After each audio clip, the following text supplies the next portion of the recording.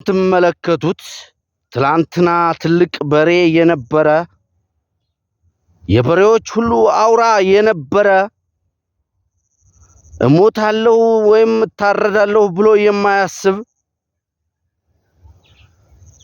የተለያዩ የእንስሳት አካላትን በመውጋትና በማስጨነቅ የሚታወቀው ታላቁ በሬ ዛሬ ግን እንደዚህ የጭንቅላቱ አጥንቶች መንገድ ላይ ወድቀው ይታያሉ። ምናልባትም ሰዎች አርደውት ወይም ደግሞ አውሬዎች ነክሰው ጨርሰውት ሊሆን ይችላል።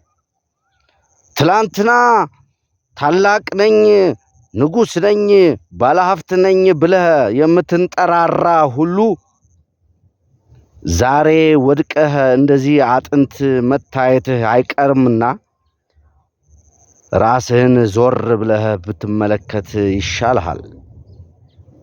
ሰው ሁሉ ቁሞ አይቀርም።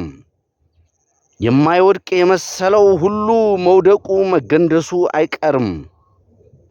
ዛሬ በሰዎች ላይ በደልን ጭንቀትን የምታደርግ ሁላ ዛሬ የሰዎችን ገንዘብ እየቀማህ ራስህን የምታደልብ ሁላ ዛሬ እያጭበረበርክ በተለያዩ የሙስና ምክንያቶች ሰዎችን ላባቸውን እየዘረፍክ ፎቅ የምትሰራ ኢንዱስትሪ የምታቋቁም አንድ ብቻ ሳይሆን 10 እና 20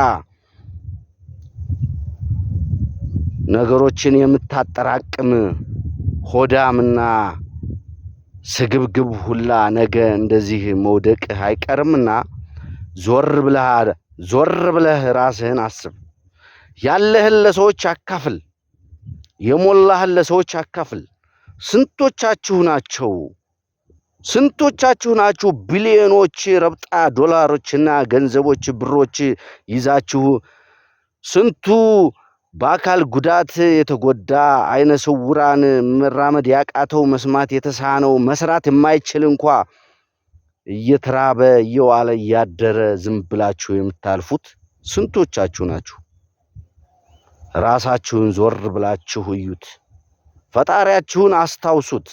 እንደዚህ በሬ ወድቃችሁ መቅረታችሁ አይቀርም። ምናልባት በመቃብር ውስጥ ስለሆናችሁ እንደዚህ በሬ መንገድ ላይ አጥንታችሁ ላይ ይታይ ይችላል። ተሰብስቦ አንድ ገደል ውስጥ ሊሆን ይችላል።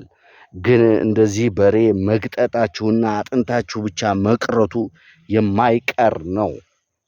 ስለዚህ ራሳችሁን ዞር ብላችሁ እዩት። እቺ ዓለም የ50 የ60 እና የ70 ዓመት ዕድሜ መሆኗንስ ረስታችኋልን?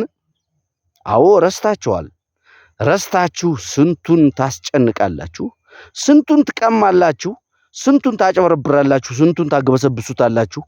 በሕይወት ዘመናችሁ ብታፍሱት የማትጨርሱትን ገንዘብ ይዛችሁ ቁጭ ብላችኋል።